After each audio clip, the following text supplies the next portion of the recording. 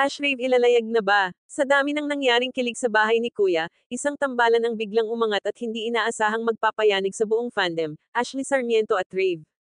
Pero teka, natural lang ba talaga ang chemistry nila? O may mas malalim na nangyayari sa likod ng mga ngiti at iwasan? Unang mapapansin mo, halos lahat ng comments puro sigaw, tawa, kilig at uncontrollable reactions. The chemistry is giving daw. Pero kung ganun kalakas ang connection ng dalawa, bakit parang may mystery sa timing nito? Bakit ngayon lang? At bakit parang ang bilis pero ang totoo? Kapansin-pansin na habang todo kilig ang viewers, si Ashley Sarmiento naman, umiwas. Oo, tama ka. Umiwas. Hindi para lumayo kay Rave, kundi para bumalik sa goal niya, big winner. Ang tanong, bakit kailangang umiwas kung wala namang something? Bakit kailangang mag-distance kung wala namang kailangan pigilan? At eto pa ang mas intriguing. Napansin niyo ba yung reaksyon ni Rave nung nag-iwas si Ashley Sarmiento? Hindi siya chill. Hindi siya deadma. May halong lungkot. May halong tampo. Parang may kurot. At kung friendship lang yan, hindi ba dapat walang ganang bigat? Marami pang nagsabi. Para silang may silent confession moment. Yung tipong nag-uusap pero may unspoken understanding.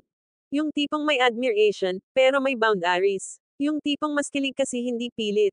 Pero eto ang malaking tanong. Kung wala silang nararamdaman sa isa't isa, bakit may emotional tension? Bakit may assurance talk? Bakit may, wag muna, moments? Bakit parang pareho silang natatakot sa kung anong posibleng mangyari? At habang pinipigilan ni Ashley ang sarili para hindi mawala sa focus. Si Rave naman, hindi maitago ang sarili niyang emosyon. Ramdam mo, kitang-kita sa mga mata. May something talaga.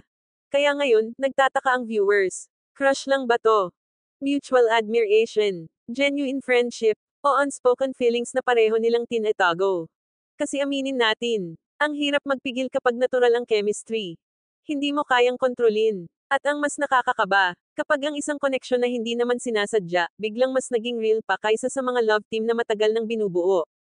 Kaya ito ang malaking cliffhanger. Ano kaya ang mangyayari kapag wala na ang mga kamera? Kapag wala na si Kuya? Kapag wala ng tasks, wala ng pressure, at wala ng kailangang pigilan. Magiging Ashrave ba sila sa totoong buhay? O mananatili itong kilig na nangyari lang sa loob ng bahay? Isang bagay ang malinaw. Kung ngayon palang ganito nakalakas ang spark nila, paano pa kaya kapag wala ng walls ng pub na pumipigil?